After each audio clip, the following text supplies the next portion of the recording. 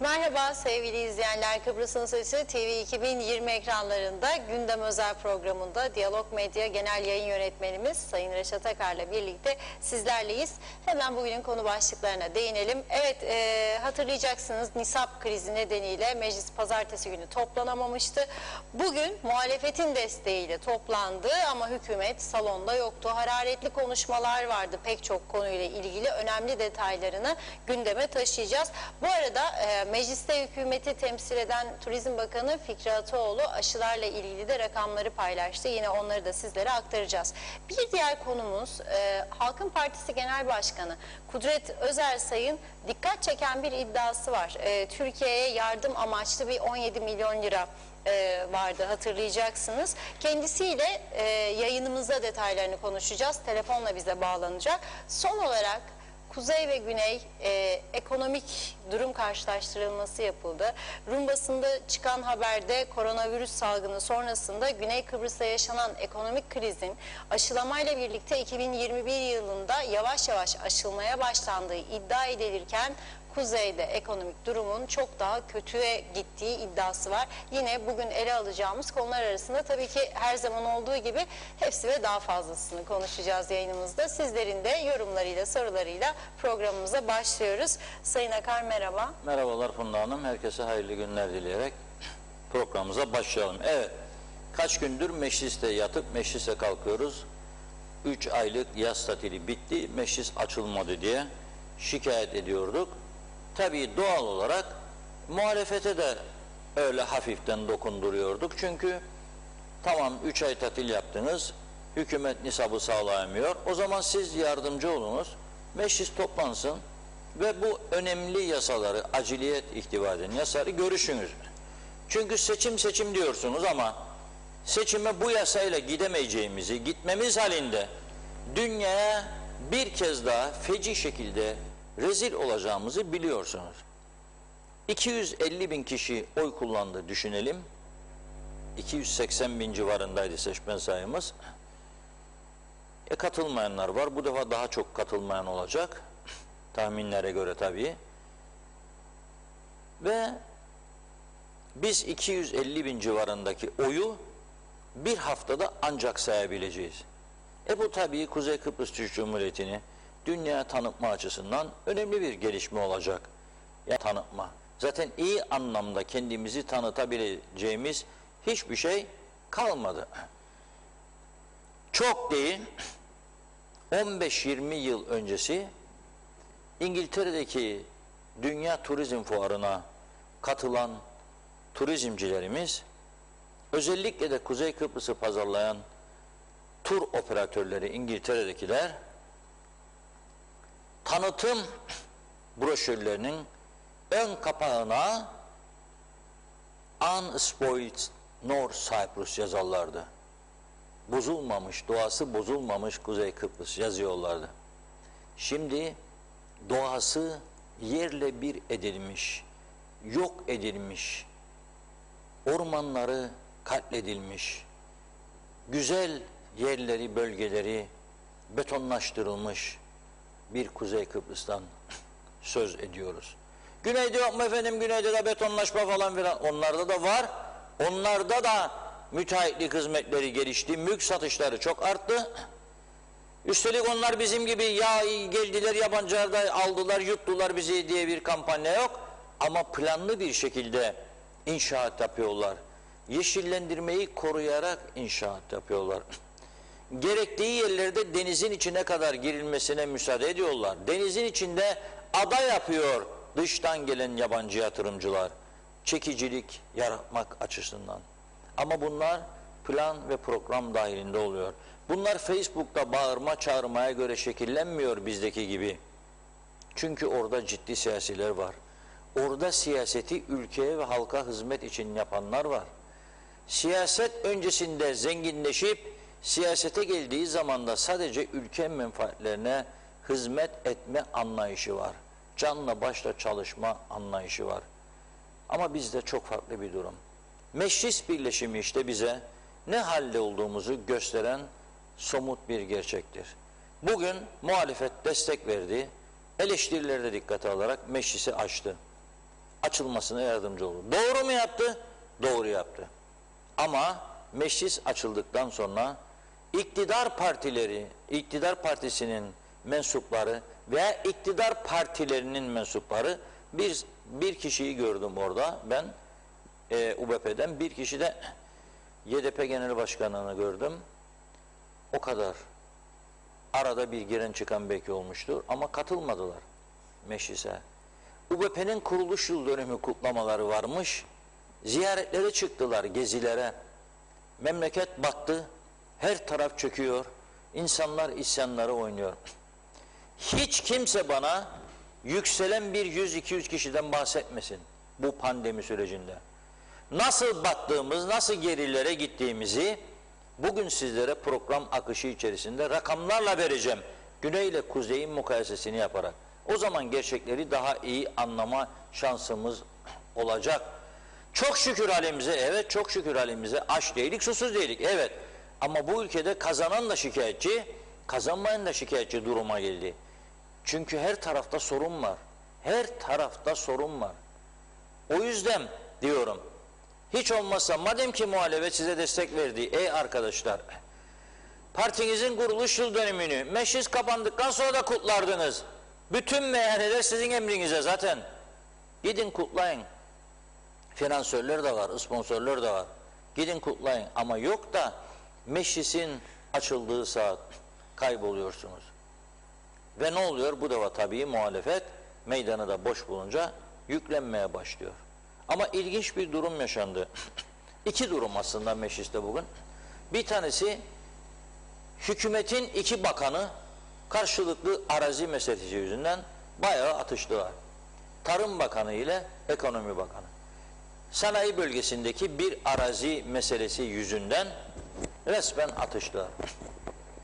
Bir ikinci enteresan durum, katiplik görevine getirilen CTP milletvekili Biray Hamzaoğulları'nın isyanıydı. Oturmam burada diyerek bağırmak zorunda kaldı. Yoruldu herhalde.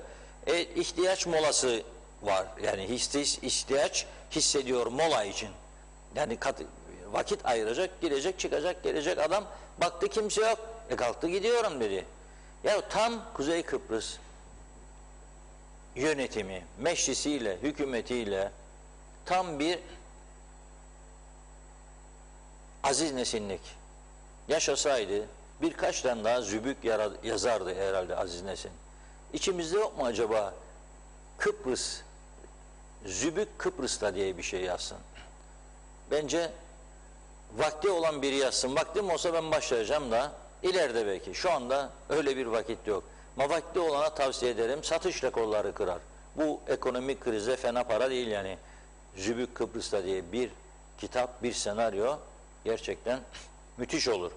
İzleyelim meclisteki iki bakan arasındaki meseleyi ve katiplik görevindeki Biray Hamzaoğulları'nın isyanını. Önünde hukukçu var. Sahte evrak nedir? Önce hukukçuya sor. Söylüyorum, öğreteceğim size. PDF belge sahte belge değildir. Tamam, bir dakika. Cevap veriyorum. Algülü denilen firma %3,5 kükürt üretiyor, %1 üretmiyor. Ve bunun belgesini kabul Sana edeceğiz. cevap vermeyeceğim. Seni muhatap da almıyorum.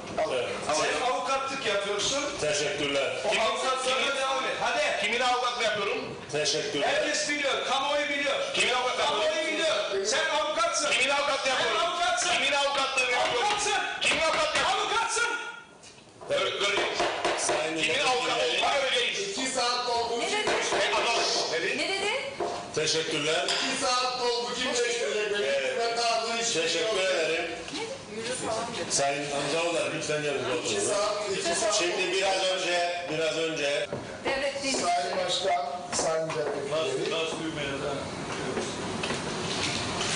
Biraz önce burada yapılan bir konuşmada Jeoloji ve Maden Dairesi'nin dairesine ait olan arazinin ekonomi bakanlığına devredildiğine dair hükümet ortağımız bazı ifadelerde bulunduğu söylemiştir. Öyle Bana. oldu Sayın Bakan. Bahse konu arazi iki bölümdür. Telli alanlar ve telsiz alanlar. Daha önce derenin kenarındaki telsiz alan, bizim kullanmadığımız alanın Ekonomi Bakanlığı tarafından 2-3 kişiye verileceği ne dair bize verilen bilgide o bizim kullanmadığımız telsiz alanın dışındaki alanın onlar tarafından kullanılabileceğine dair evet bir şeyimiz vardır. Ama telli alanın içinin de bazı iş adamlarına verilmiş olması yaklaşık olarak 20-25 günlük bir meseledir ve tüm evraklarla birlikte biz Ekonomi Bakanlığı'nı uyardık. Ve hiçbir şekilde telli alanın içerisinde bulunan arazinin hiçbir yatırımcıya verilmeyeceğini ve buna da müsaade edilmeyeceğini ifade ettik. Dün mesai sonrası orada bir ölçüm yapıldı ve orada bazı işaretlemeler yapılınca ben Sayın Arıklı'yı aradım ve dedim ki derhal bu işi düzelt, buna müsaade etmeyeceğiz. Şu anda tam buraya geldiğimde ilgili firma orada kazık çakmaya çalıştığına dair müdürüm bana mesaj attı. Maalesef hükümet açısından olumlu bir puan olmasa bile bu şekilde hoyrat bir şekilde devletin dairelerinin alanlarını dikkate almadan yapılan bir açılıma, bir atılıma müsaade etmeyeceğimizi meclis kürsüsünden de ifade ederek şimdi buradan ayrılınca da madem ki bu şekilde anlaşılıyor, oraya çakılan gazlıkları veya da direkleri söküp telin dışına attıracağımın talimatını vereceğimi de bu kürsüden söylüyorum. Bu şekilde de bilinsin. Bu devletin imkanları devleti yönetenler tarafından da saygı ve sevgi ve nezaket çerçevesinde yürütülmesi gerektiği konusunda tavizsiz olmadığımızın da bir aşama olarak görüleceği bir tartışma olarak tarihe geçsin. Ben orada oluşan bütün kazıkları şimdi sökeceğim. Teşekkür ederim. Sayın Başkan, Sayın Başkan bu arada 12.30'dan beri burada oturmaktayım. Gerçi Cumhuriyetçi Türk Partisi meclis grup kararı yoktur ama kendi bireysel hakkımı kullanarak buradan kalkacağım. Eğer 5 dakika içerisinde birisi gelip töreni değiştirmezse teşekkür eder, saygılar.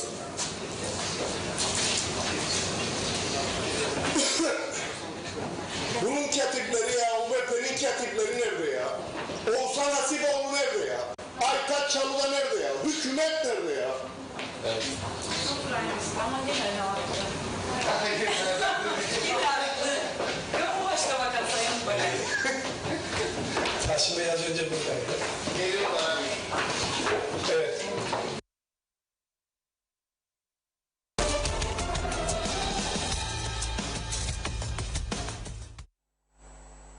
Şimdi özetleyeyim ne olduğunu Çavuşoğlu ile Erhan Arıklı arasında. Lefkoşa Sanayi Bölgesi'nde bulunan etrafı Jeoloji ve Maden Dairesi tarafından tellenen arazinin özel şirketlere verilme girişimi varmış ve bunu CTP Milletvekili Fazilet Özdenefe gündeme getirince Nazım Çavuşoğlu meclis salonunun dışındayken büyük bir şeyle, tepki vaziyetiyle içeriye girmiş ve kürsüye geçerek demiş ki ben buna izin vermeyeceğim, orayı tellellerse gidip o direkleri de sökeceğim. Nitekim aldığımız bilgiye göre gidip o direkleri de tellenmiş bölgenin veya tellenmesi için direklerin dikildiği bölgede inceleme yapmış ve direkleri de söküp atmış.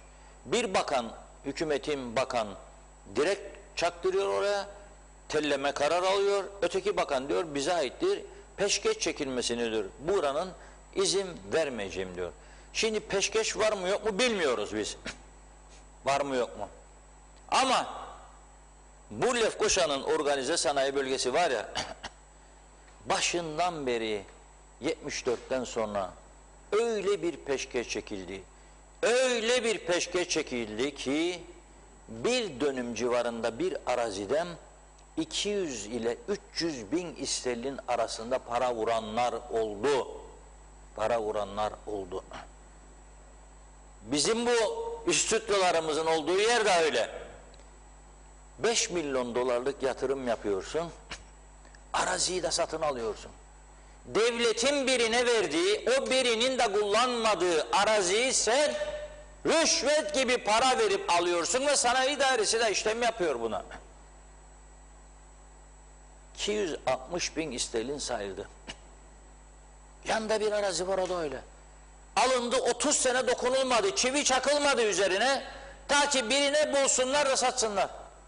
Hani neden geldin buraya, dilimin o paraya Türk malı alırdın başka yerden falan filan? Çünkü burada elektrik var diye. Çünkü yeni bir yere gideceksin, elektrik için canını sökerler, canını. Proje hazırlayacaksın senden, onu isteyecek, bunu isteyecek, trafo katkısı diyecek, trafo yok diyecek, trafo için bekleyeceksin diyecek, diyecek babam diyecek, yatırım yaptırmamak için sana elinden geleni yapan bir zihniyetin olduğu bir ülkedir burası, Kuzey Kıbrıs. Böyle bir ülkedir burası. Aslında sopalık bir ülkedir yahu. Kendi kendine sorun yaradan, kendi kendinin ayağına kurşun sıkan, tamamen çıkarcılık üzerine, menfaat üzerine yaratılmış bir yanlış, kötü bir sistem var burada. Kabul edelim. ÖBP'lisi de, CTP'lisi de, TRP'lisi de, BKP'lisi hepsi kabul ediyor bunu, etmesi lazım. Konuştum mu ÖBP'li arkadaşlar da kabul eder. Biz iyi idare edemedik der. Yanlışlar yaptık der bazıları işlerinden. Hepsi değil. Bazıları da şaha kaldırdık. Onu yaptık, bunu yaptık, bu ülkeyedir. Neyi yaptın? Yapılan bir şey varsa Türkiye Cumhuriyeti'nin yardımlarıyla veya ufacık tefecik de AB'nin verdiği yardımlarla yapılanlar var. Onlar da artık birçoğu yapılanlar yerinde değil. Geçerliliğini yitirmiş vaziyette.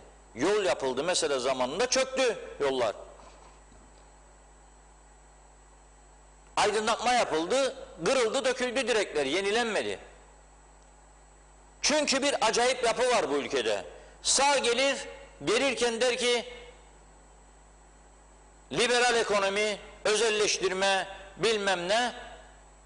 Geldikten sonra da soldakılara der, mahsusçuk yaptım bunu der. Merak etmeyin. Hükümet programına da koymadım özelleştirmeyi der. Vallahi de koymazlar. Ama seçim zamanı özelleştirme der. Neyi dedi? Telefon dairesini. Neyi dedi? Elektrik kurumunu. Yaptı mı? Yok. Memnun musunuz bugün telefon dairesinden vatandaşlar olarak? Yok. Memnun musunuz elektrik dairesinden? Yok. 5 saat elektrikleriniz kesildi, alışkanlık haline geldi. 5 dakika kesilsin bakalım bir Avrupa ülkesinde elektrikler, ne olur? Ne olur? Bırakın bir bakanı. Hükümet yerinde durabilir mi acaba 5 dakika elektrikler kesilse? Neden o insanlar böyledir? Çünkü o insanlarda çalışarak kazanç vardı, kazanma sistemi vardı. Bizde neden öyle değildir? Hazıra konma alışkanlığı vardı onun için.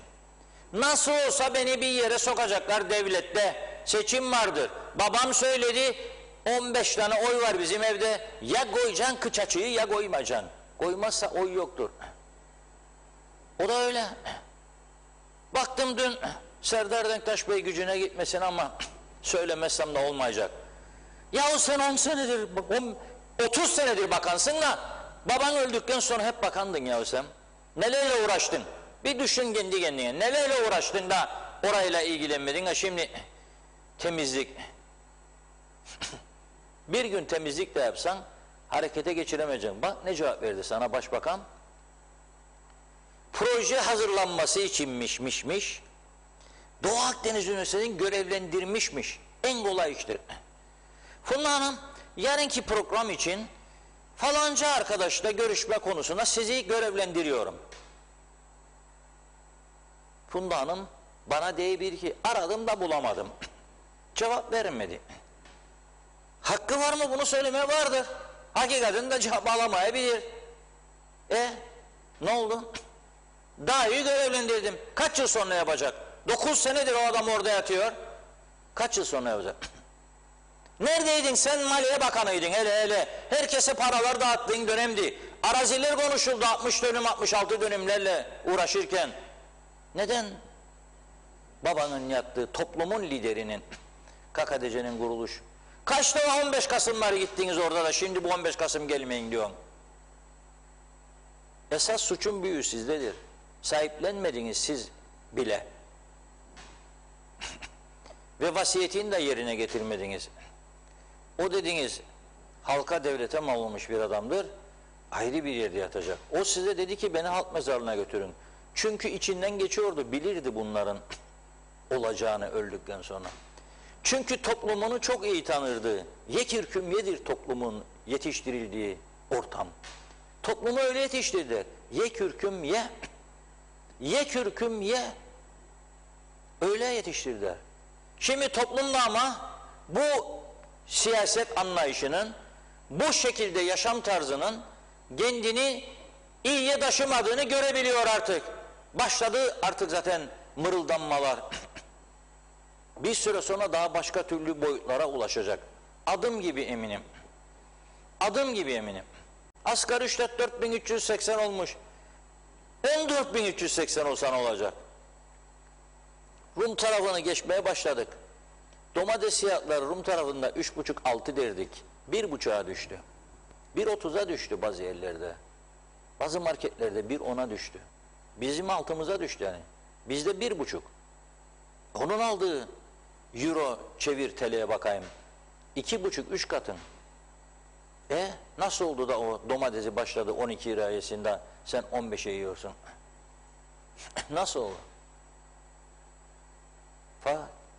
Bütün gerçekler ortaya çıktıkça toplumda kendini sorgulaması lazım. Ne yaptık bu kadar sene? Bir çocuğu işe koyduracak diye mırıldandık. Şimdi o işe koydurduğumuz çocuğun çocukları büyüdü. Onlara iş arıyoruz ama yok. Yok. 2, deli olduk, Türkiye'de yedek subaylık var, bizde de olsun, çocuğun subay yapsın, gece evinde yatsın, gece gidip siperde nöbet tutmasın diye. 2'ye böldük insanları. Üniversiteye gidenler subay ve daha iyi maaş ve hafta sonu evinde, gece evinde. Üniversiteye gitmeyenler ve daha uzun süre. Ne oldu? Herkes üniversiteye gitmeye başladı. Hadi bakalım. Dornacı arar yok. Klimacı arar yok. Mermerci arar yok. Su tesisatçısı arar yok. Elektrikçi arar yok. Şoför arar yok. Grafiker ararık yok. 10 gündür reklam verik. Olanlar da gitmek istiyor. Gece çalışmak istemez kimse. Olmaz diyor. Tabii kış da geliyor, sıcacık yatak. Mercimek çorbası, üstüne pul biber. Bir bardak kırmızı şarap, sonra uyuma. Ne gece iş yapacağım? Ne gece iş yapacağım? Onun için işte karşınızda tablo bu. Oraya getirdiğiniz meclisin vekilleri bu. Partinin kuruluş yıl dönümüymüş. Beni ne ilgilendirir kuruluş yıl dönümü? Beni ne ilgilendirir? Toplum olarak. Akşam boş saatinde git. Ya sabah 7'de, 7.30'da gidip çelengini koyaydın Cumhurbaşkanlarına, Doktor Güç'e, Rauf Denktaş'a, Atatürk'ün büstüne gideydin işine. Nedir bu? Neyin zaferini, neyin kutlamasını? Ama bu başka parti olsaydı gene aynısını söyleyecektim ve söylüyorum zaten. Ne oldu? Açıldı da meclis bugün. Gördük. Boş salon, birbirlerini eleştirme. Yasalar kimin umurunda? Duruyor yasalar. Yasalar duruyor. Ve öyle bir duruma geldi ki ya bitmiş cezaevi var yeni, açamıyorlar personel şeması geçmedi diye. Öteki cezaevi de sığmaz artık, patladı. 2 katının üstünde mahkum ve tutuklu var. Ne yapıyor yargıç? Karısının başına küreğle vuran adam öldürüyordu kadını. Kefaletine yolla diyor gene. Adamı 150 lira bilmem ne buluyor, uyuşturucu kefaletine yolla diyor. Kaçma şansı çok yüksek. Hele uyuşturucudan yakalananlar. 5 sene 6 sene hapis yatacağına vallahi adam yüzerek gider taş ucuna, buradan kimse de görmez. Taş ucuna yüzerek gider, kimse de görmez. Öyle şeyler var. Unuttuğumuz ve unutturulan. Şimdi onlara girmeyeceğim. Ama bu gibi konularda ülkeyi düzeltmek istiyorsan önce temelini sağlam yapacaksın. Temel nedir? Yasalarındır. Seni yürütecek, yönlendirecek olan yasalardır. Yargıcın önünde liste varsa, bu kadar çok tutuklu var, hükümlü var içeride, yatacak yer yok. Koğuşlar 3-3-4-4 olduğu. 2 kişilik koğuşta 6 kişi var. Yargıç bakar ona, der ki bana ne? Versin kefareti gitsin. Öde git. Bu duruma getirdiniz siz. Ve şimdi meclisi muhalefet niçin yardımcı olmaz derdi iktidar tarafı. Oldu. Sen kayboldun. Niyet yok çünkü. Peki bizi nereye götürecek bu anlayış? Bu ayın sonuna kadar hep böyle. Kurultay var. Kurultay bitti. Kendi iç hesaplaşmaları. Sonra genel seçim. Genel seçim bitecek, yerel seçim. Gelecek senenin Haziran sonuna, ondan sonra da kavgaları Temmuz, Ağustos, yaz sonuna kadar biz seçimlerle boğuşacağız. Neyin seçimi? Kimsenin tanımadığı KKTC'nin seçimi. Kimleri seçeceğiz? Partiler kimi isterse karşımıza çıkardığı kişileri. Daha iyilerini çıkarabilirler mi? Evet. Niçin çıkarmıyorlar? Çünkü 2-3 tane sebep var. Bir, parti sultanları izin vermez daha iyilerin çıkmasına. 2, daha iyiler çıkmak istemez çünkü anlayış yok, sevgi yok, hoşgörü yok. Adam arayacak biraz düzelsin, bir taraftan yiyecek tokadı. Arayacak öteki de düzelsin, öteki taraftan yiyecek. Sonra diyecek kendi kendine, ne yapmaya ben dertsiz başımı derde soktum yahu, size hizmet edeceğim diye. Her şeyimi bıraktım, kendi ailemi, kendi sosyal yaşantımı, her şeyimi, ne size yardım edeceğim diye. Ve bak sonuca bak, ovanın içine götürüp defnettiler. Cumhuriyeti kuran adamı, devleti kuran, vatan millet sakara, orada bir çevre düzenlemesini yapamadılar, temizliğini yapamadılar, Lefkoşa mı, Gönleri mi bakacak, onu halledemediler. Hangi daire bakacak, hangi bakanlık bakacak, onu çözemediler. İnanılmaz bir durum var burada. Yoktur dünyada benzeri böyle bir yönetim anlayışının. Yoktur, olamaz da. Tamamen trajikomik bir durum var burada. Kendi kendimizi kandırmayalım. Olamaz. Ya bize para vermek isteyenleri dahi biz geri çeviren zihniyete sahip bir insan topluluğu olduk ya. Para vermek ister, gelip bize yok dedik, git de istemeyik dedik ya adamlara. Sonra da 10.000 Türk lirası, ne kadar üzücü bir durum. 10.000 lira ödül koyuyor devlet, yarışma açıyor. Devletin başı orada Cumhurbaşkanı, Eğitim Bakanı orada, boş sarf veriyor adamlara, içinden para çıkmıyor. Mektup çıkıyor. Özür dilerik diyor, maliye kaynaklı durum nedeniyle çekiniz diyor hazırlanamadı. 10.000 lirayı bulup veremiyor. Aslında kasasında vardır 10.000 lira. Ama kendi aralarındaki çatışmalardan dolayı böyle yapıyorlar.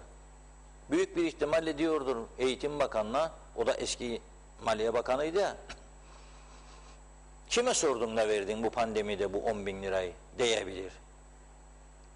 Veya demeden de gösteririm ben ona günü geldiğinde deyip böyle yapabilir. Ve o da görevde oturabilir, öteki de görevde oturabilir.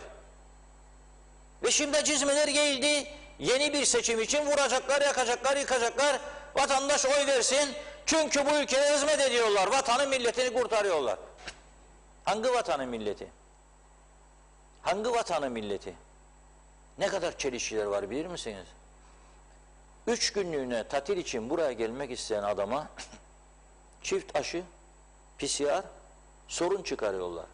80 yaşına gelmiş Londra'da Şükrü Hanım gelmek ister memleketine, son zamanını, uçak biletini de alır, PCR'ını da yapar, aşıları da tamam, uçağa aldırmazlar kendini, buradan talimatname yollarlar Türk Hava Yolları'na, Pegasus'a, derler ki Kıbrıs'a gelmek isteyeni havaalanında dövmeye başlayacaksınız.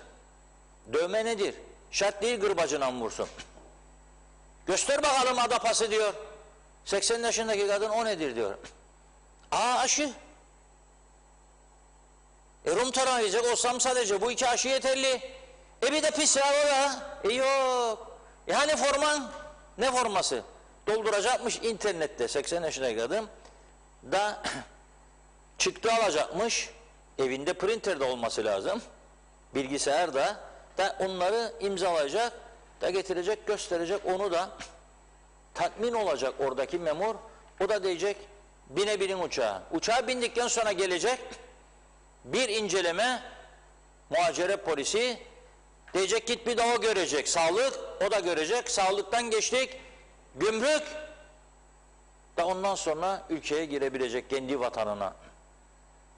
Kendi insanına bunu yapan, kendi ülkesine para harcamaya gelen turiste bunu yapan zihniyetlerle bu ülke hiçbir şekilde öne gidemez.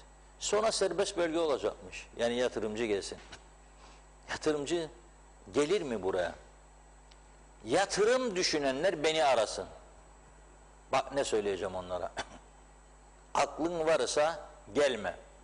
Ben yatırım yapanlara da devamlı söylüyorum.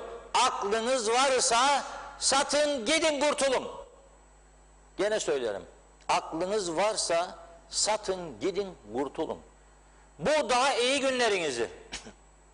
Zannetmeyin iktidar değişti mi iktidar iyi olacak. Hani var mı muhalefetten de bir tane ses? Turistler giremiyordu o ülke. Arada bir Halkın Partisi duyuyorum o kadar. Hani meclisin gündeminde bu? Yok. Çünkü o karar alanların içinde onların partilileri de var.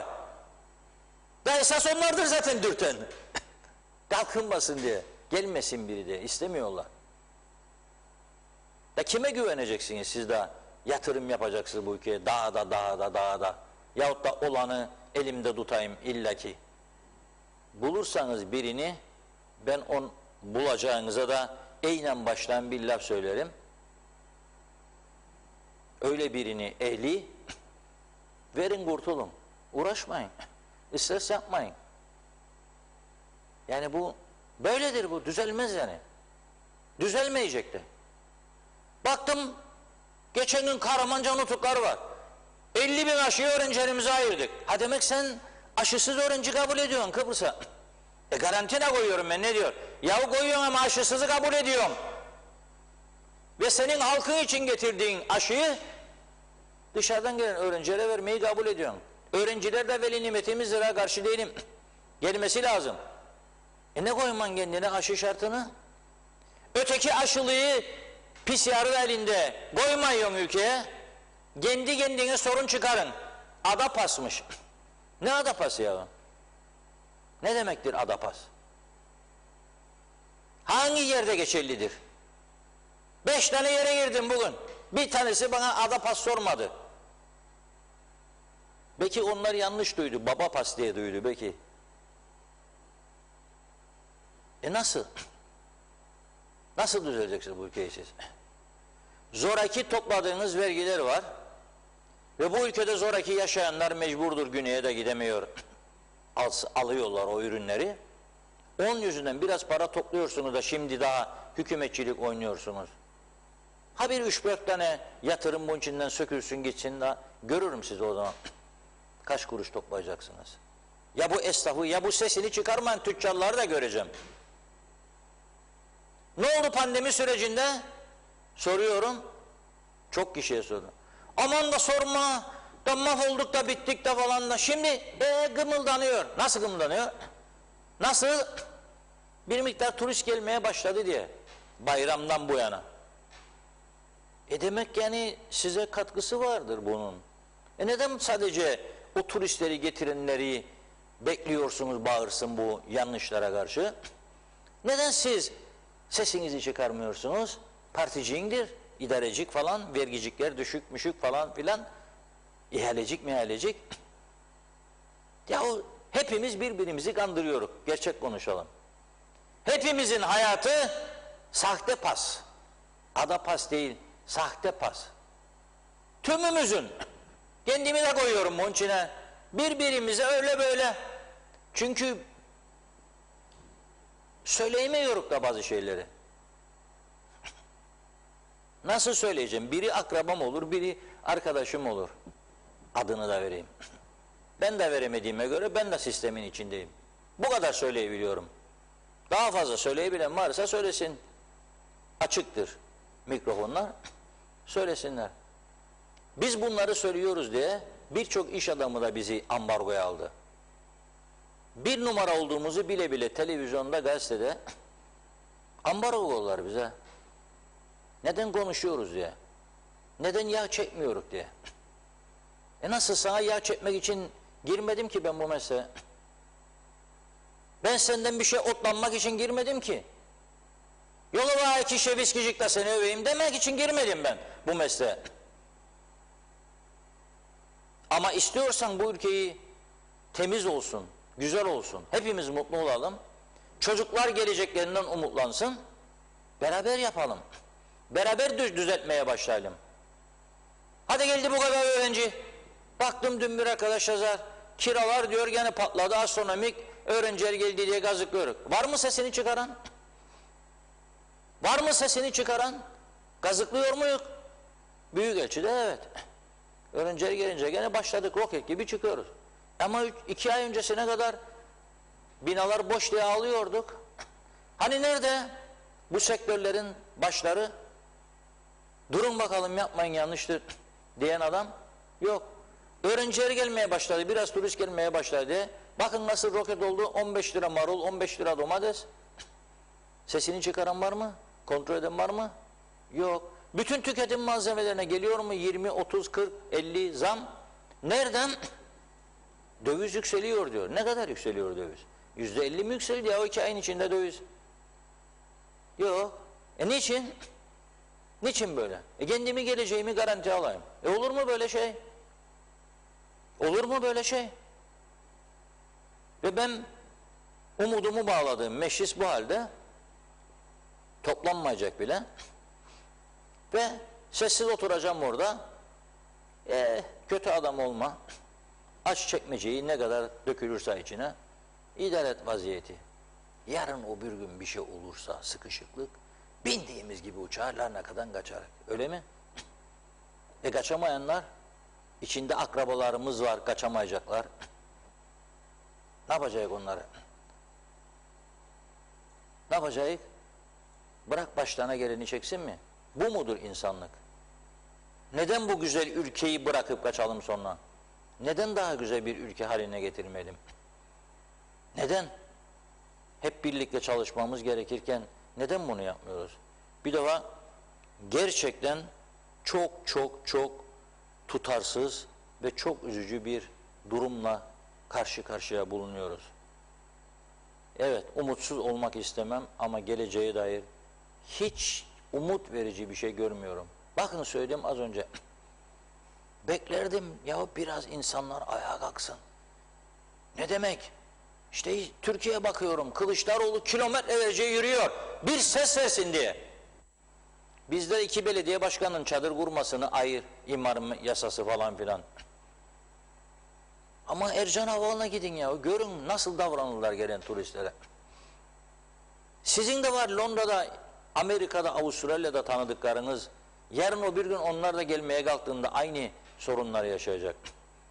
Sizin de var gidip o istediğiniz otelci, motelci yahut da ne bileyim lokantacı arkadaşlarınız. Bakın ne diyor Niyazi Denizkızı. Tam da bu Eylül ayında Türkiye'de veya İngiltere'de veya Hollanda'da, Almanya'da havalar soğumaya başlıyor, yağmur gar geliyor. Bu mevsim Kıbrıs'ın en güzel, sıcak değil, 45 derece Ağustos sıcağını geçtik. Başlıyorlar gelmeye, 3 ay kalıyorlar. Çünkü hesaplar uygun, otel fiyatları bizde düşük, yemeği içinde 3 öğün. Yürüyüşünü yapar, Eylül, Ekim'de bugün denize giren var. 3 ay dinlenecek, emeklidir parası vardır. Havaalanında diyor buna 1 ay. Sokmam seni içeri diyor. Neden? Çalacaksın diyor. Neyi çalacağım? Altınları diyor. Kimse sesini çıkarmıyor. Ya 70 yaşında adam bu ülkeye geliyor garı koca. Ne yaptı sana da 3 ay izin vermiyor? Ama sen İngiltere'ye giderken 6 ay vize istiyorsun kapıda. Alıyorsun İngiliz'den 6 ay vizeyi. Bak da İngiliz bana 6 ay vize verdi. Ha seni tanırdı da verdi. Zannettin Kıbrıs gibi torpil geçer orada. Yok. Ülkesini kalkındırsın diye yapar. Cebinde kaç para varsa onu toplasın diye yapar. Ama senin kafa bu kadar çalışır. Yok, çünkü o kararları alanların yakınlıkları var. Partisel ilişkiler. O yüzden herkes sadece seyirci pozisyonunda. Umutlan diyor bana. Nasıl umutlanacağım? Belki mesajlardan güzel bir şeyler gelir de umutlanırım. Buyurun. Mesajlar da benzer yönde. Hızlıca başlayayım hemen. Her zamanki gibi çok teşekkür ediyoruz ilginize. Mehmet Kurtulmuş, selamlar Funda Hanım, Reşat Bey, iyi yayınlar diliyorum. Meclis tam bir Hababam sınıfından beter oldu, yazıklar olsun diyor. Mustafa Özcan, Rumların arkasında Avrupa Birliği varsa bizim de arkamızda koskoca bir Türkiye Cumhuriyeti var. Ancak gelin Twitter'a sadece Anastasiadis'in attığı fotoğraflarla bizi yönetenlerin attığı fotoğraflara bir bakın. Ne yaptıklarıyla ilgili aradaki farkı çok net görebilirsiniz. Sonra dönün bugünkü meclise, atışmalara ve hitaplara bir bakın. Her zamanki gibi çok güzeliz, kıskananlar çatlasın diyor. Fatih Kaplan, İyi yayınlar, başarılar diledi. Selçuk Uskan, meyhanede kutlamak kuruluşunu bir partinin çok iyi olur. Meyve suyuyla kutlamak zordur. Yemek her yerde ama içmek meyhanelerde ki vekiller mutlu olacaktır. Ben hiç alkol kullanmıyorum. Çok sağlıksız. Git eve yat uyu. Ertesi gün meclise gelmek var. Baş ağrısıyla yine zor olur meclise gelmek. Evet, Türkiye'de alkolik çakallar diye bir terim vardır. Bize uyuyor mu? Halkımıza bırakıyorum demiş. Naran Mesutoğlu, Kuzey Kıbrıs Türk Cumhuriyeti halkı artık bu ülkede icraat ister, somut çözümler, çözüm odaklı, böyle boş vaatlerle değil, güzelim ülkemizi nereye sürüklediklerinin farkında olsunlar. Bizler böyle kukla hükümet istemiyoruz. Bu liderler kendilerine önce saygı duysunlar, halka örnek olsunlar. Torunum meclise girse hepsinden aklı selim konuşma yapar. Kuzey Kıbrıs bir demokrasi devletidir ancak gel gelelim işte ve dışta ne döndürdüklerini halk bilmiyor diyor. Halk doğruları anlatmakla mükelleftir yazmış. Belgin Rıfat tabii 3 ay tatil yaptılar ya ağalar paşalar, belki daha iyi bir oyun sergilerler diye bir umut, oturup bakayım dedim. 30 dakika yetti. Ben ne zamanımı ne de beynimi yerde bulmadım, değmez dedim ve sevdiğim, izlemekten hoşlandığım programınız için beklemeye başladım diyor. Tabii mesajın öncesi de vardı Belgin Hanım ama yoğunluktan dolayı gitti. İzzet Kahraman, Sayın Reşat Bey, İngiliz parlamentosu hiç hatırlarım. Nasıl çözeceğim bu mesajı? İngiliz parlamentosunda hiç nisap sorunu olmadı, açılmadığı bir durum olmadı diyor. 39 yıl bitti buradayım, hiç böyle bir şey duymadım. Ama Kuzey Kıbrıs Türk Cumhuriyeti'nde 3 yıl içinde kaç tane başbakan oldu demiş İzzet Bey. Tema Yavaş Londra'dan selamlarını yolluyor. Belgin Rıfat, tamamdır Belgin Hanım. Dikkate alacağım. Ulus Barani, Reşat Bey bu duruma sakın inanmayın. Bu iki bakan danışıklı dövüşe girdiler. Gözümüzü boyamaya çalışıyorlar. Bu işin takipçisi olun. Orası birilerine peşkeş çekilmiştir demiş. Nazime Nalbant, iyi yayınlar. Yine sizleri kaçırmadan dinliyorum. Londra'dan herkese selamlar. Zamlar çok konuşuluyor. İnsanlarımız bu benzin bu kadar yükselmesine isyan ediyorlar. En yüksek bizim tarafta oldu. Güneyden gelenlere ucuz gelir çünkü diyor. Evet, ne olacak? Gece yasağı kalktı. Çok kişiler geceleri dışarılarda geç saatlere kadar geziyorlar diyor. Aşı da olmadılarsa tehlikeli. Vakalarımız artmasın demiş. Herkes kendini korusun lütfen. Londra'da 3. aşılar da yapılıyor. Biz daha 1. aşıyı yapmayanlar var. Ne olur siz yaptırın demiş. Sevgilerimle yazdı. Sümer Rüstem, doğru söylediniz diyor. Başbakan'a da söyleyin. Necdet Mavi Gözlü, Kuzey Kıbrıs Birleşik Afrika Pakistan Cumhuriyeti'nden hayırlı günler diledi. Evet, adamların derdi halkın nasıl geçindiği değil, pahalılık almış başını gidiyor. Memleket Teksas'a dönmüş. Nerede bir sabıkalı uyuşturucu tüccarı, tecavüzcü ve binlerce Afrika kökenli insanlar memlekete dolmuş, umurlarında değil. Varsa yoksa koltuk ve genel kurul. Acaba kim parti başkanı olup kim başkan olacak? Başlarından bin beytambal kalsın inşallah. Herkes geçim derdinde, kimin umrunda? Kurultayın da yapacağınız seçimde bu seçime %50'nin altında ancak seçmen oy kullanılır demiş Necdet Bey. Benim bu insanlara verecek tek bir oyun bile yok diyor. Meclisteki görüntü ise resmen rezalet. Şeniz Salih Mullalı, eşim Salih Mullalı sizleri her gün dinliyor. Evet, Salih Bey'in mesajlarını da okuyorum zaman zaman. Sizleri ailece seviyoruz. Onun doğum günü bugün. Doğum gününü kutluyoruz. Hayırlı yaşlar diliyoruz. Hayırlı yayınlar. Biz de kutlayalım. Sağlıklı, mutlu, nice yılları olsun Salih Bey'in. Gürkan Giritli, benzine zam bence yanlış demiş. Ahmet Coşar, Reşat Bey Adana halinde domates 4 lira. Oradan getirilip tanzim satış yapılamaz mı diye soruyor. Gürkan Giritli yine seviliyorsunuz demiş. Levent Yüksek, bugün Türkiye'de bir TV kanalında diyor. Seren Serengil kendisinin aşısız ve karantinasız olarak görevli statüsünde Kuzey Kıbrıs'a giriş yaptığını söyledi. Bülent Ersoy'un orkestrasını savunacak diye kendi kendini ihbar etti. Şimdi adaya tekrar gelirse kapıda alıkonulur mu? İyiden iyiye sorma Girhan'ı ettiler. Bunlar burada ayrı bir devlet olduğunu bilmezler mi? Alanya ya da Bodrum'a mı gider sanırlar diyor. Turgay Gezen, bugün 2 kilo patates, 2 kilo soğan, 6 kilo domates ve içmek için yarım litre su aldım. Toplam tutar 49 lira. 6 ay önce bunların tümü 20 liraya alırdım. Durumumuz bu kadar vahimdir dedi. Evet, Ömer Bozkaravezirler, UBP her zaman aynıdır diyor, eleştiriyor. Vekil seçer, Türkiye'de gezer, Türkiye'de yaşar. Halkın cebinden çıkan parayla maaş alır, vekil seçer, hükümet kurar. Halkın parasıyla maaş alırlar, meclise gelmezler, törenlerde gezerler. O yüzden mi oy verir, bu halk geçsinler diye mi yazmış? Mustafa Kendir, ülkede yaşanan olumsuzlukları çözümleriyle birlikte dile getiriyorsunuz. Ağzınıza sağlık, nefesinize kuvvet. Baştakilerin vizyonsuzluğu yüzünden tabiri caizse sorun yumağı içinde boğuluyoruz. Anıt mezar konusunda ise Akçay muhtarlığı kadar olamadık diyor. Nazime Nalbant, böyle olaylar oldukça hiç kimse birbirinin verdiği kararları dinlemiyor. Tartışmalar memleketi hep tartışıyorlar diyor. Memleketi nasıl böyle idare edecekler dedi. Dinleyen var mı acaba diyor.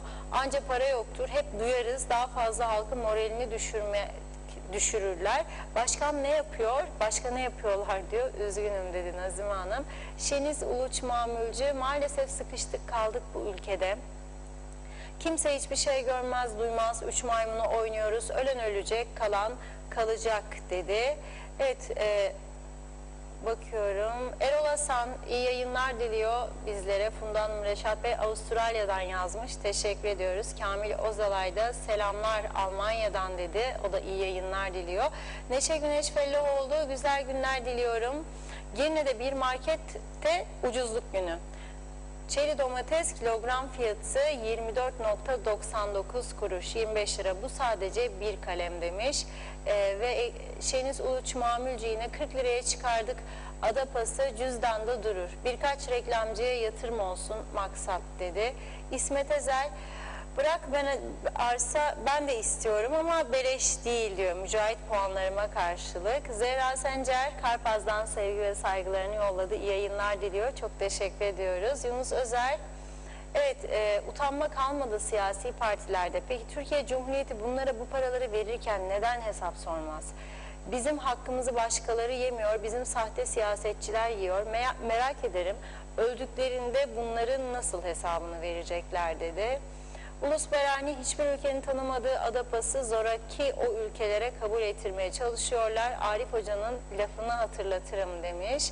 Belgin Rıfat, Reşat Bey akşam programın tekrarını izlerken gerek havaalanlarında gerekse tüm yaşamın içinde yasaklar yaratan değerli sağlık kurulunun bulaş oranı şu anda Kuzey Kıbrıs'ta binde 0.037'dir. Yani bu sağlık kurulunun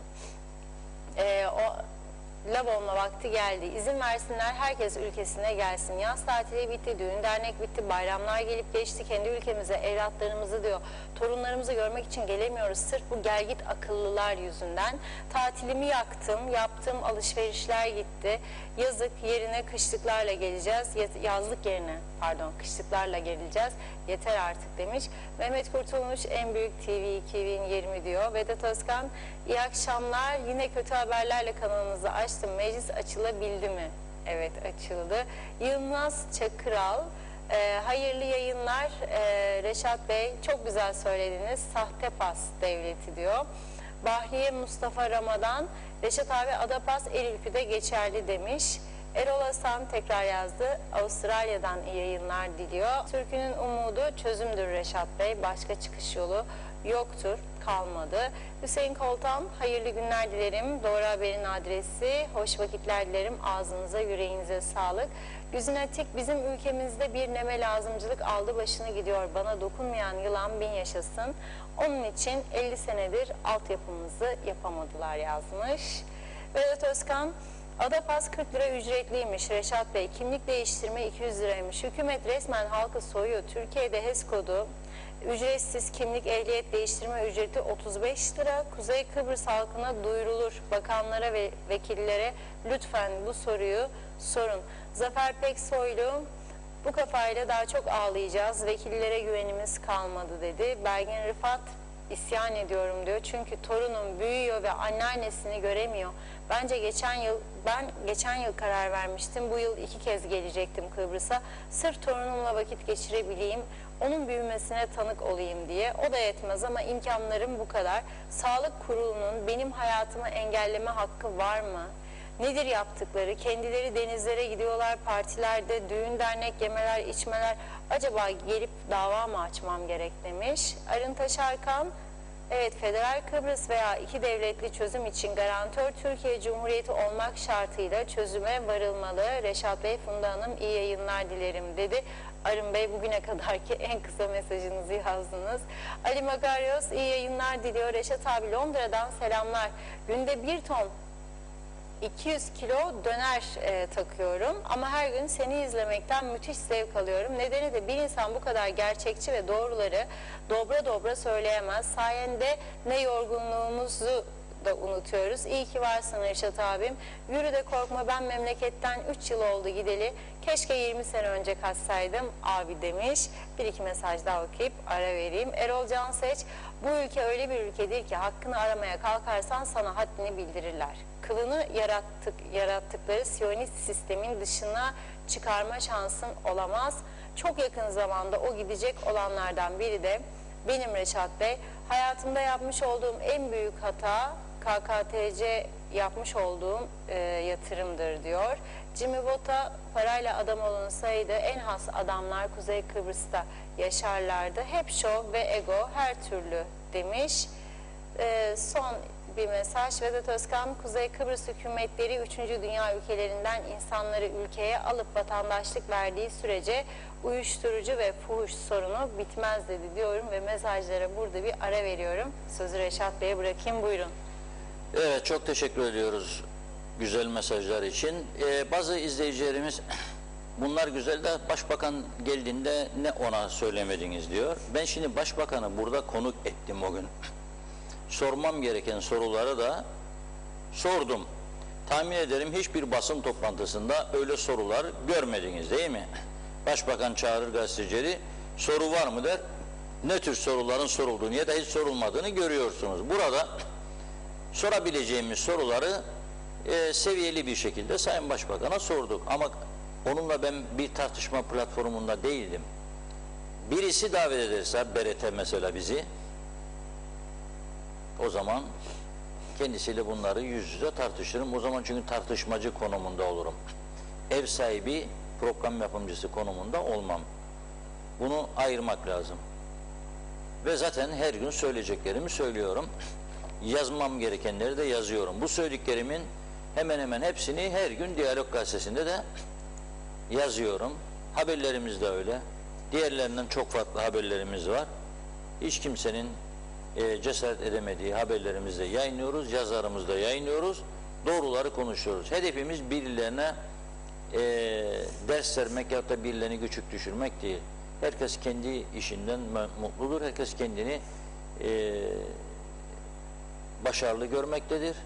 Ama biz yanlış gördüklerimizi burada söylüyoruz, uyarmaya devam edeceğiz. Salih Bey'e hayırlı yaşlar diliyorum ve ona buradan doğum gününü kutlama şarkısını gönderiyorum. Kısaca bir şarkı dinleyelim.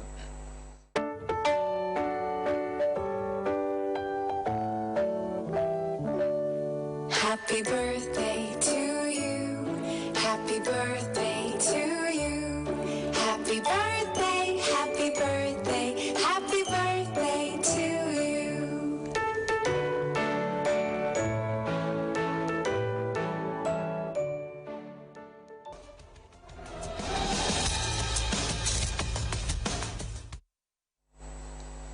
Evet.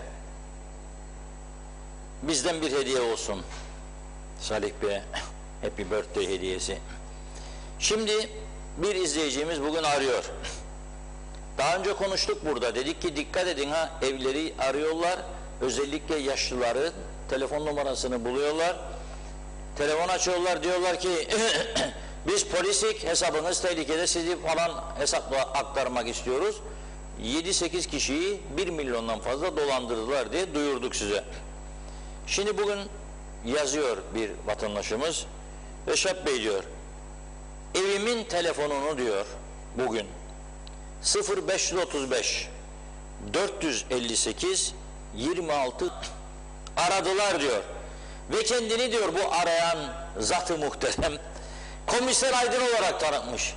Ulan sahte isimli Aydın, Kıbrıs'ta komiser olmadığını öğren önce. Tamam anladık, birilerini tokatlamak istiyorsun da komiser yoktur Kıbrıs'ta. Kaymakam var ama bizde komiser yok poliste. Polis müdürü var, polis müfettişi var. Yani komiser yoktur. Bundan sonraki denemelerde sakın komiserliği kullanma. Karşındaki adam çünkü uyanık, anladı hemen. Uzun süre evde kalıp kalmadığımızı sordu diyor. KKTC polisinin bu yönde yaptığı uyarılardan ve polis teşkilatımızda komiser rütbesinin olmadığını bildiğimizden dolayı sen ne maksatla bu soruyu soruyorsun dediğimizde hemen diyor telefonu kapattı diyor. Dolandırma amacıyla aramalarının hala devam ettiğini programınızda halkın bilgisine getirirseniz iyi olur diyor. Tabii getirdim ama bu verdiğiniz numara büyük bir ihtimalle alıyor dışarıdan bir telefon numarası, yüklüyor telefonla, ondan sonra kartı atıyor, başka alıyor. Yüzlerce böyle kart alıp dolandırabildiklerini dolandırıyorlar. Uyanık olunuz. Son günlerde piyasada sahte marklar, sahte eurolar, sahte dolarlar var. Bir de böyle dolandırıcılar var. Tabii önemli olan devletin dolandırılmaması. Dikkat edin.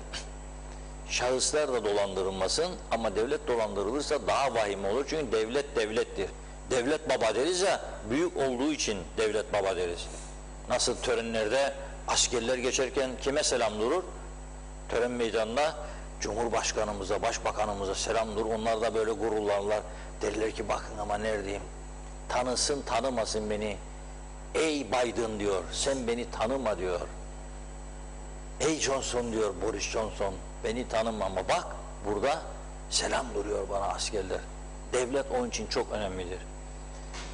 Kudret Özersay Bey bugün ilginç bir şey patlattı. Bilmiyorum nereden buluyor, çıkarıyor bunları Kudret Bey.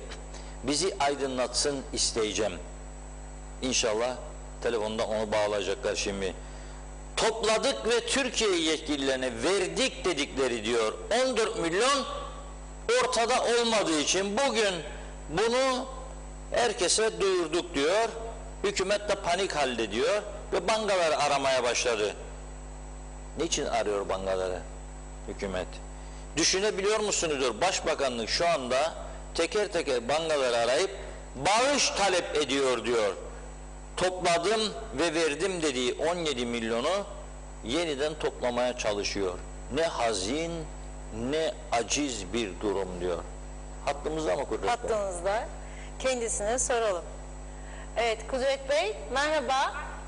Hanım merhaba, Reşat Bey iyi yayınlar, merhaba, nasılsınız? Sağ olun hocam, iyiyiz. Şimdi nedir bu 17 milyon hikayesi? Yani topladılar, şu yangın olduydu, orman yangınları Türkiye'de, o şucuğum da vermediler para, yoksa verdikleri birileri mi parayı yerine koymadı, nedir son durum?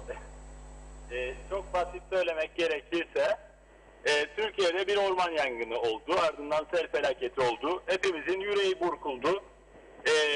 Türkiye canımız ciğerimiz, ancak bir destek vermek için bir bağış toplayacaklarını söylediler. Ondan sonra birkaç günün içerisinde Ehsan Bey 17 milyon bir bağış toplandığını ve bunu Fuat Oktay'a toplanan parayı Fuat Bey'e verdiğini söyledi ve basına bu şekilde bir resmi açıklamada bulundular. Evet, ben de Şimdi hatırlıyorum.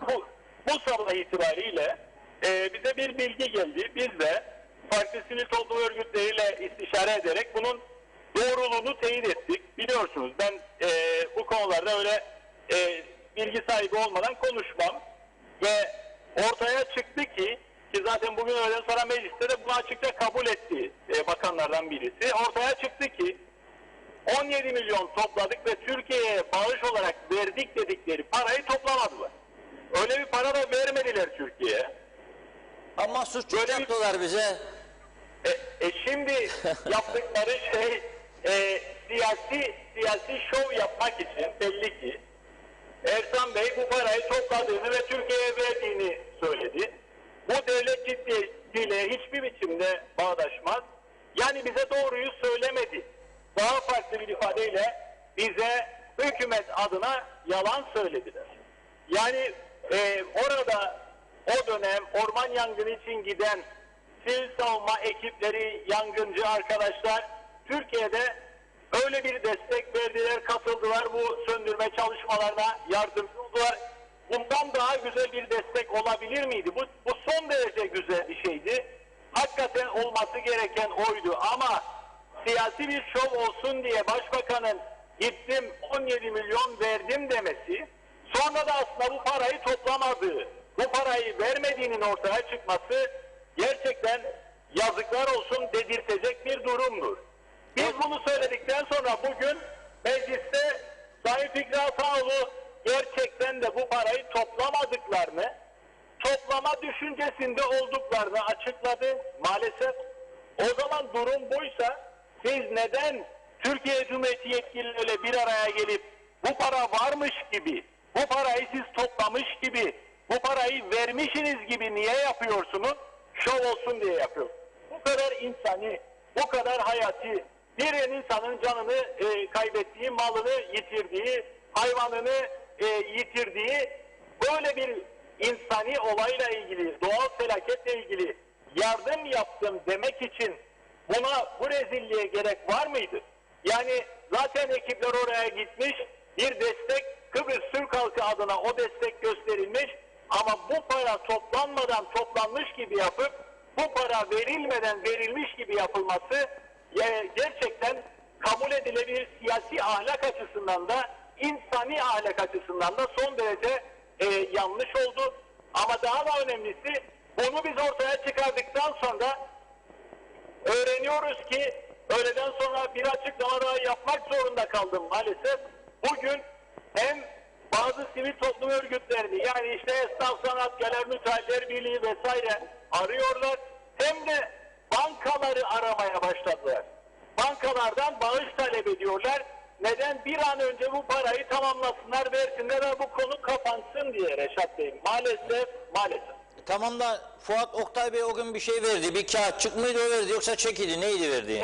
Geçen gün ödül töreninde nasıl ki bir kağıtçık verdiler insanlara ödülü vereceklerine bir kağıtçık verip devleti rezil ettiler. Fuat Bey'e de bir kağıtçık mı verdiler? Ne yaptılar da bu devletin itibarını zedelediler onu ben bilmiyorum artık. Evet, Fuat Oktay Bey de herhalde bir açıklama yapar bu konuda.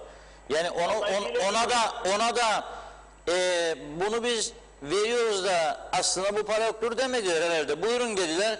Kıbrıs Türk'ü 17 milyon orman yardımlarına yardım yapıyor diye verdi herhalde çekçiyi. Fuat Bey de herhalde işleme girmesi için bankaya vermiş olabilir. Sonunda... Ama işte Reşat Bey devletin böyle bir duruma düşürülmemesi gerekiyordu. Yani sivil toplum örgütleri bir katlı bir yardım yapacaksaydı o yardımı aldığınız zaman kaç para topladıysanız onu tabii ki devleti temsilen veya hükümeti temsilen Türkiye Cumhuriyeti yetkililerine iletirdiniz. Muhtemelen o karşılığı yani ahlak gereği, saygı gereği siz bu parayı vermediniz arkadaş, siz bu paradan bahsettiniz. Bir ay geçti üstünden, Ağustos ayıydı. Hiçbir kaynak para da aktarmadınız. Bu sözünüzün altında kaldınız da demedi Türkiye Cumhuriyeti Devleti kendilerine herhalde. Ben öyle tahmin ediyorum ama maalesef bunu gündeme getirmemiş olsak şimdi ortaya çıktı ki toplamadıkları parayı toplamış gibi, vermedikleri parayı vermiş gibi yaptılar. Şu anda toplamaya çalışıyorlar. Bankaları bugün itibariyle aradılar. Bu da şu demektir: devletin yönetiminde bulunanlar kendi kamuoylarına, kendi insanlarına doğruyu söylemediler ve bunun üzerinden bir siyasi şov yapmaya kalktılar. Tekrar vurgulamak istiyorum. Türkiye Cumhuriyeti Devleti'nin 10 milyona, 17 milyona ihtiyacı yoktur. O dönemde yoktu bana kalırsa. İhtiyacı bu dayanışmayı görmekti ve bu dayanışma bence bizim sivil savunma ekiplerimiz tarafından oraya gidip elini taşın altına koyan, yangınların söndürülmesine katkı koyan ekiplerimizle bu dayanışma zaten gösterilmiştir Reşat Bey. Kıbrıs Türk'ü de Türkiye'ye en ufak bir zarar geldiğinde, Türk insanına en ufak bir zarar geldiğinde üzüntüsüyle, o kader birlikteliğiyle zaten bunu dayanışmayla paylaşmıştı. Buna böyle siyasi şovlara gerek yoktu.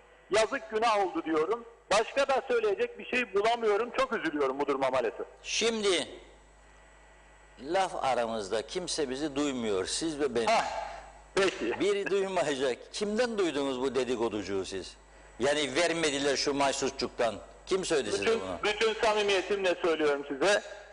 Bu bir dedikodu değil. Bu maalesef bugün itibariyle ve dün itibariyle arayıp farklı kesimlerden bu parayı talepleri çıkmış olan bir şeydir. Ama parayı bulamadıkları da ortada. Çünkü birisine bu kampanyaya destek verir misin diye sordular bir ay önce, ne kadar destek vereceği konusunda ve nereden destek vereceğini bilmeleri gerekirdi. Kafadan atma 17 milyonu kağıdın üzerine yazıp gidip böyle şov yapıp hava atacaklarına keşke 17 milyon değil 17 bin TL verselerdi, ama toplayıp ve götürüp verselerdi. Sonuçta sembolik bir paraydı. Bu duruma da devletimizi sokmazlardı Reşat Bey. Evet, o zaman bizim fotoğraf sanatçılarımız üzülmesin. 10.000 TL, yani 2'şer bin birincilere, 5'er 100 TL de diğerlerini alamadılar diye üzülmesin. Bakın 17 milyon da meğer gitmemiş. Eğer gitmemişse tabii, ama sizin kulağınız deliktir. Ben mahsusçuk dedim, biri duymayacak dedim, ama duydu bizi herkes artık. Çok teşekkür ediyoruz, sağ olun. Ben teşekkür ederim. Şunu da söyleyeyim, az önce yapmış olduğunuz değerlendirmeler ve aynen katılıyorum. Çok geniş bir değerlendirme yaptınız. Ben de yolda radyodan dinleme imkanı buldum.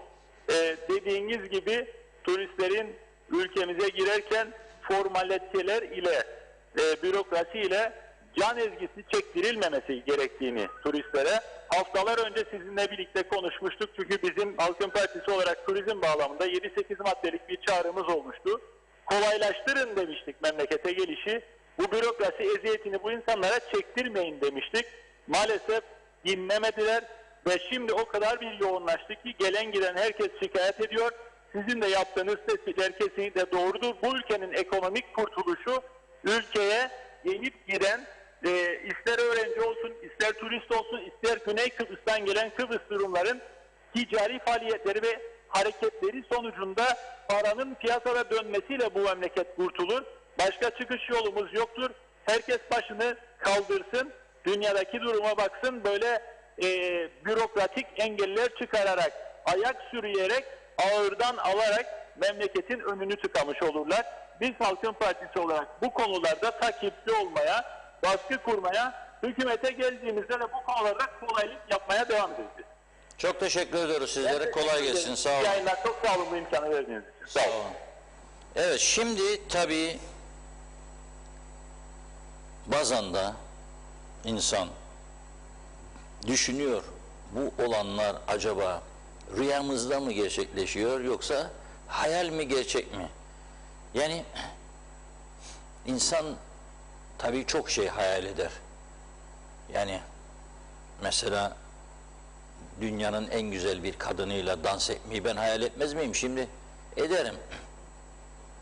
Değil mi? Yani bunu ne inkar edeyim? Güzel bir bayan ve kendi diyor ki ben dünyanın en güzel kadınıyım. Oturuyor orada. Gidip dansa kaldırırsın onu. Ama sonra bu meğer hayaldeymiş. Dünyanın en güzel kadını nereden benim karşıma çıkacak? Bula bula da Kuzey Kıbrıs'a mı gelecek ya? Uçak yok direkt. Geçse de buraya Onu eğlendirecek pek bir şey yok. Sakin havası, biraz köylerde möylerde kaldıysa, ne bileyim Girne sahillerinde iyi bir yerde gidip tatil yapar 3 gün 5 gün dinlenir. Ama bunun dışında ne yapmaya gelsin yani bu ülkeye? Fazla bir şey kalmadı artık.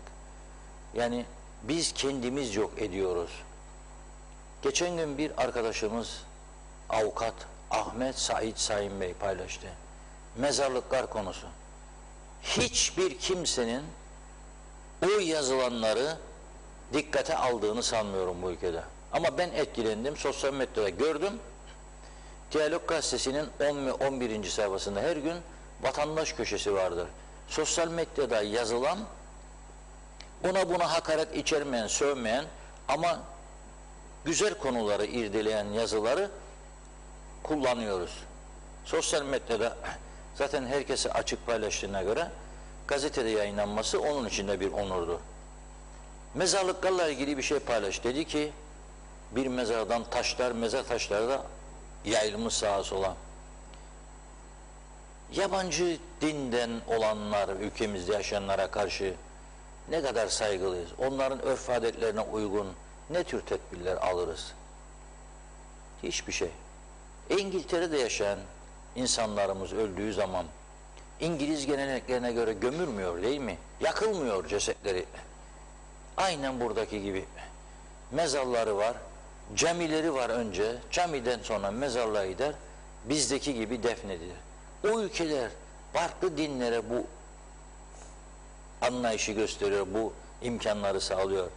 Biz neden yapmıyoruz? Bir de neden yani terk etti diye Rumlar buraya gitti, oraya savaş sırasında? Neden geride kalan mezarlıklarını? Ha bu defa soru şu, bizim kendi mezarlarımıza baktılar mı da onlara bakacaklar, o da doğru. Ama o doğru, bu doğru, neremiz eğri derim bu devada. Yani bu gerçekten akıl almaz bir durum. Ama bu 17 milyon meselesi gerçekten çok ilginç.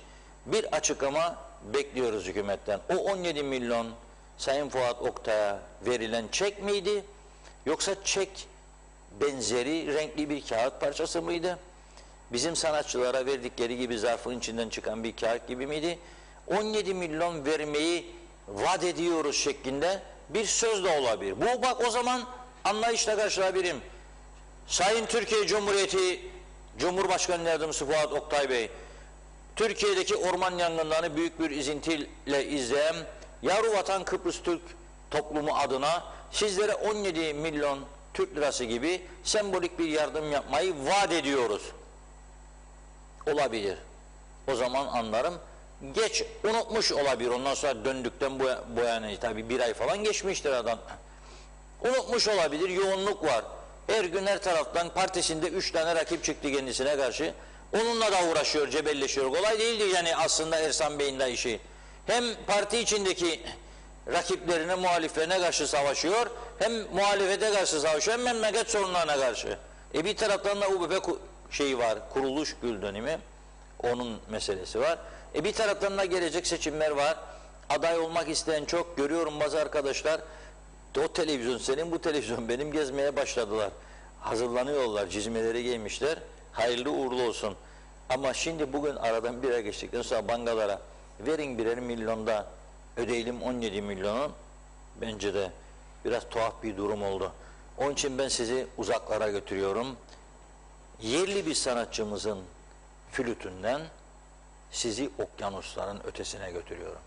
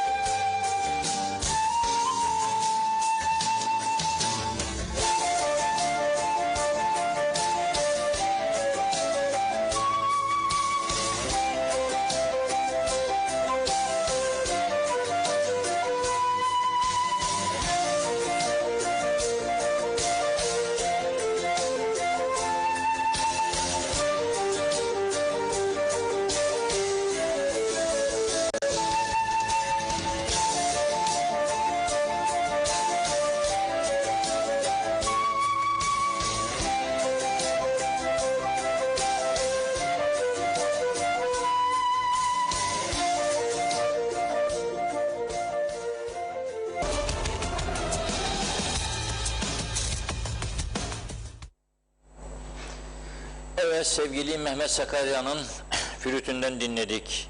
Hotel Californian. Vallahi kısmette bir şey varsa olurmuş. Yıllar önce bu şarkılara konu olan, hakkında çok yazıların yazıldığı San Francisco'daki Hotel Californian'da bize kalmakta kısmet oldu. Yıllar önce tam bir hafta kalmıştım o otelde. Giriş lobi katında bir tane dünyada ilk çıkan daktilo sergileniyor. Büyük bir daktilo. Tam da otelin ortasında. Akşamları da küçük bir barı var. O barda parayla atıyordum. Ben gittiğimde öyleydi. Müzik makinesi var. Atıyorsun. Her akşam bu şarkıyı orada dinliyorduk. Şimdi Mehmet Sakarya'dan dinledik. Çok çok güzel çalmış. Kendisini kutluyorum. Evet, programın son bölümünde çok önemli bir konuya geçiyoruz. Bizi izlemekten vazgeçenler çok pişman olacak. Onun için tekrar dönünüz TV 2020'ye. Şimdi dedik, anlattık, günlerdir anlatıyoruz. Ekonomi, turizm, eğitim sektörü. İnsanlar gelsin, ülkeye para gelsin. İflas noktasına gelen lokantalar, oteller, restoranlar, taksiciler, üreticiler, ithalatçılar çalışsın. Yeniden ülke normale dönsün dedik. Ama bu pandemi fırsatını, krizini Rumlar fırsata çevirmesini becerirken biz maalesef çeviremedik. Dün bahsetmiştim. Onlar bu yıl sonuna kadar 2 milyon turist hedefliyorlar. Aslında pandemi öncesinde 4,5 milyona yaklaşmışlardı. Türkiye bu yıl 25 milyon turist hedefliyor yıl sonuna kadar. Sadece Antalya'ya Ocak'tan Eylül'e kadar 5,5 milyon turist gitti. Anavatan. Orada vaka sayısı çok daha fazla. Çok büyük nüfuslar. Adamlar cesaret etti ve turizmi açtı. Çatır çatır da götürüyorlar. Helal olsun. Burada bir grup böyle ki ülkenin batmasını istermiş gibi sanki elinden gelen zorlukları çıkardı, babam çıkardı. Ve bu zorlukları çıkaranlar aynı zamanda Türkiye'de meydan okuyanlardır. Hepsi demiyorum ama önemli bir kısmı. Karışmasın, vermesin, çekilsin, gitsin. O zaman giderse, çekilirse nasıl alacaksın maaşını orada oturan adam sen? Nasıl geçindireceksin aileni? Nasıl dönecek çark? İşçi nasıl para bulacak? Mobilyacı, mermerci, demirci, bisikletçi, otomobilci ne yapacak? Arkadaş, bu zihniyete izin verendir esas suçlu ama. Hiçbir ülke izin vermezken burası neden şapka çıkarıyor bu zihniyete? Bakın sonuç ne oldu ama. Araştırmış Rum gazetesi. Tabii bana da 3 gündür geliyor. Avrupa Birliği finansmanı var mı yok mu bilmiyorum ama öyle bir şekilde bir kamuoyu araştırmasının sonuçları geldi bana da. Tam olarak tümünü okuyamadım, bir kısmını gördüm. Ama bugün Ali Teya gazetesi çok güzel bu iki tarafın durumunu değerlendirmiş. Başlıkla şöyle okuyorum size. Bizi bu hale düşürenler gururlansın diyorum. Biz kalkınıyoruz diyor. Kıbrıslı Türkler fakirleşiyor. Çünkü Kıbrıslı Türkler çok zeki. %95 okuma yazma oranı. Rumlarda %65-70'tir. %95. Çok daha akıllı, çok daha zeki. Herkes üniversite mezunu.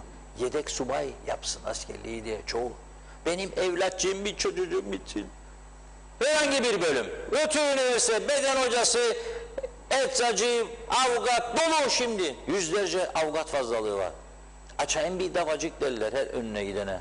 Hem onu kandırır hem başkalarını da mahkeme koridorlarına perişan ederler. Sistem bu. Çark bu şekilde dönüyor. Şöyle diyor.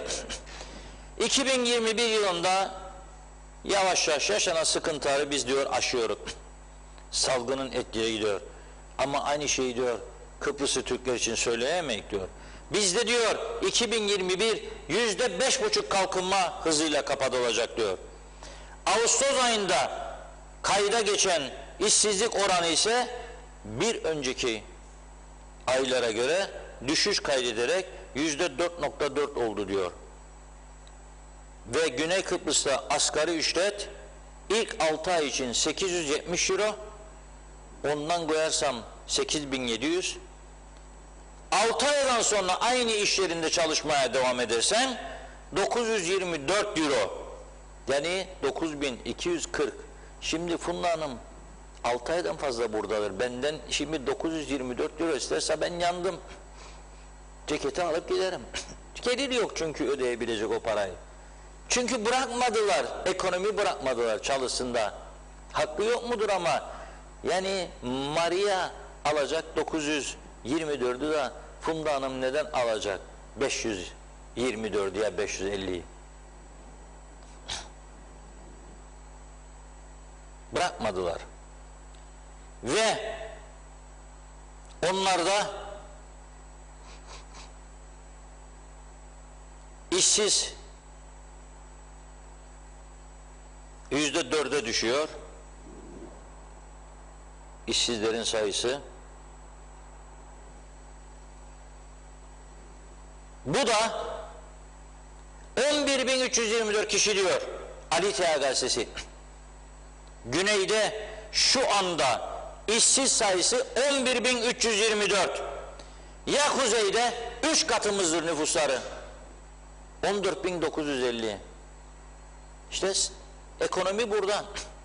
Güneyde 11.324, kuzeyde 14.950. Ve kuzeyde daha ciddi olduğunu düşünmüyorum bu kayıtların. Daha fazla da olabilir. Neden böyle? Çünkü ekonomiyi çökerttik. Turizm sektöründe çalışanların yarı yarıya işsiz bıraktık. Otobüs işletmecisi şikayetçi, taksici şikayetçi, lokantacı şikayetçi, otelci şikayetçi, otellere mal satanlar şikayetçi. Halbuki çark tersine dönebilirdi. Vaka sayısının az olduğu bir ülkede çok daha fazla turist ağırlayabilirdik. Yapmadık. Gelecek dedi bazıları, yüzüme üf diyecek, korona olacağım dedi. Ne işi var senin yanında da yüzüne üf diyecek? 2 aşı, PCR, senden daha sağlıklı. Senin resmi hizmet dairelerinde daha binlerce çalışan vardır, aşısı yok. Onu görmüyorsun. Onun için tedbir düşürmüyorsun ama bu taraftan bunu yapıyorsun. Ne diyeyim? Allah'a demiş, ondan sonrasını siz getirin. Makam verdin insanlara. O da makamın sahibi olduğunu göstermek için elinden geleni ardına koymayacak. Biz kalkınıyoruz diyor, Kıbrıs Türkler fakirleşiyor. Ha bana diyeceksiniz, Avrupa yardım eder onlara. Eder. Bize de Türkiye yardım eder. Eder. Sadece ve sadece Limasol'da bitmek üzere olan bir yatırım var. Aralık ayında açılacaktı. Önümüzdeki yılın ilk 3-4 ayında açılması planlanıyor. 600 milyon euroluk Hong Kong Macao yatırımı. Ayia Napa'da Marina Otel projesi devreye girdi. Mısır yatırımı 200 milyon euro. Limassol limanını 100 kusur milyon euro harcayarak Mısırlı şirket devraldı, işletiyor. Becerirsen becerirsin. Aklını kullanırsan becerirsin. Yok böyle 3 tane oy, 5 tane oy alacağım diye. Yok vuracağım, kıracağım, ona göstereceğim boyunun gücünü. Kendi kendimizi yemek için. Bu kafalar 40 sene evvel olabilirdi arkadaş. 74 sonrası bazıları keskin milliyetçi oldu. Olabilir. Ama milliyetçi olmak ne demektir? Bunu unutmayalım. Vatanını sevmek demektir. İnsanını sevmek demektir. Başka ülkelerdeki sola bakalım. Sağdan daha fazla halkçı, milliyetçidir. Vatanı millet edebiyatı yapmazlar ama devleti yüceltmek için çalışırlar. Dün bahsetmiştim, Avusturya Başbakanı koltuk sallanıyor gidiyor. Neden? Devlet parasıyla reklam dağıtımında bazı medya organlarına yolsuzluk veya suistimal yapmışmış. Bastılar başbakanlık binasını, sabah erken saatlerde polisler mahkeme yetkisi alarak gittiler, bastılar iktidar partisinin binasını ve aldılar evrakları, inceliyorlar. Hali duman eğer bir şey çıkarsa. Mesele çok basit. Yok 17 milyon çek, yok ortada para yok da verdim diyeceksin. Bakın söylüyorum işte, ben yalan söylersem girin dünya basınına bakınız. Ajans haberlerine bakınız, orada bulacaksınız. Herkese çok teşekkür ediyoruz. Bugünü de böyle geçirdik. Yarına Allah kerim amin diyelim, veda edelim. Evet, ağzınıza sağlık, teşekkür ediyoruz. Birkaç mesaj var farklı isimlerden. Dilerseniz onları da hemen hızlıca aktarıp öyle noktalayalım. Osman Bulun, iyi yayınlar. Geçen Sayın Taço'yu dinledim. Dayanamayıp sordum, mesaj yolladım. Vatandaşın durumu, sorunların konuşulacağı yerde yarışmacılar ve yarışlardan seçilme gailelerden konuşuluyordu. Gerçekten utanç verici bir durum. Taçoy'un verdiği yanıt şu oldu: ben buna yanıt vermeyeceğim dedi. Yorum sizin demiş. Mehmet Kurtulmuş, Kıbrıs'ın sesi diyor. Emine Özatilla, bugün meclisi açtılar, muhalefet çıktı. Ocaktan bu yana ne oldu anlattılar. Ocaktan bu yana oldu. Şubat'ta da bu oldu sanki. Bizde falcı yıldızname açar gibi konuşmalar, halk için bir şey yok diyor. Evet, bakıyorum İzzet Kahraman da mesaj yollamış ama çözemedim. Güzin Atik, Cumhurbaşkanımız Sayın Rauf Denktaş'ın anıt mezarını İstanbul Belediye Başkanı yapacaktı ama bırakmadılar diyor. Ne yaptılar ne de yaptırdılar demiş. Mehmet İnancı, bu para toplama konusunda yalan yapıldıysa yazıklar olsun diyorum. Sanki de kulüplerde açık arttırmaya katılanları hayali arttırmaya benzettim. Bari koskoca Kuzey Kıbrıs halkıyla alay edilmiş sayarım. Ayıptır, günahtır diyor. Nazime Nalbant da eleştirdi. Evet, Belgin Rıfat, neydi o söz Reşat Bey? Maskaraliki yoksa Bello Turco? Tam pardonlukturlar. İyi adam zaten boş bakanlığı da aynen o şekilde yapıyor. Tekrardan UBP'yi seçeni de ona oy vereni de verecek olanı da çok seviyorum demiş Belgin Hanım. Kemal Yurteri, yazık bu Kıbrıs toplumunu bu kadar küçük düşürücü davranışların ne zaman vazgeçecekler? Kolay gelsin, iyi yayınlar diliyor.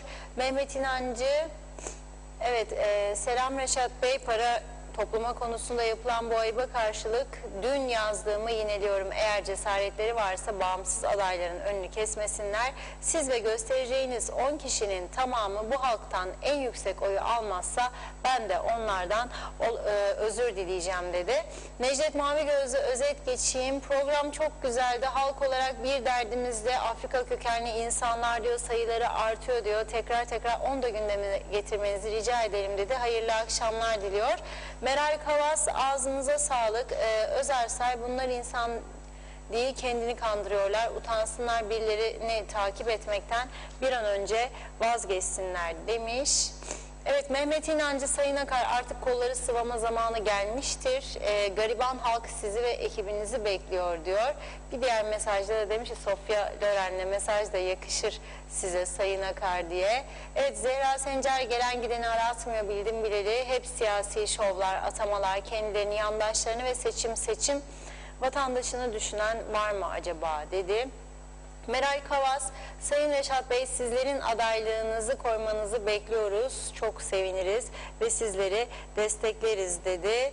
Fikret İpekçioğlu, Londra'dan gelenler çift aşılıysa PCR testi yaptıracaklar mı diye sormuş. Evet, Belgin Rıfat, belki ileride birilerinin transfer parası ya da ülkeye geri dönüş bileti olacaktır 17 milyon, ne ki 1.417.000 sterlincik yazmış. Evet, bakıyorum karşılıklı yazışmalar var. Yunus Gildir, Başbakan çimento kağıdıyla yazmıştır, çekiyor diyor. Vedat Özkan, Kıbrıs halkı hiç düşündü mü? 400 bin nüfuslu bir ülkede 28 üniversite var diyor. Türkiye'de 400 bin nüfuslu bir yerde bir üniversite vardır diye bir kıyaslama yaptı. Evet, Evet, Belgin Rıfat milyonluk yatırım dedi. Bakıyorum. Evet, sanırım okumadığım mesajlar kalmadı. Sümer Rüstem demiş, sansürlediniz ama şu an kısa geçmiş olabilirim ama mümkün mertebe mesajların hepsini okudum. Çok çok teşekkür ediyoruz. Hepinizin eline, yüreğine sağlık diyorum ve Reşat Bey'e sözü bırakıyorum. Eklemek istediğiniz bir şey var mı Reşat Bey? Evet, ben de çok teşekkür ederim. Turgay Gezen'in benim bir şeyi vardı. Markete gittim.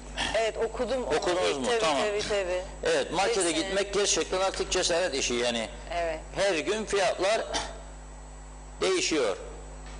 Ve insanlar mecbur olduğunu alıyor, bazı şeyleri de almıyor. Çocuğu bağırsa, ağlasa, sızlasa da bazı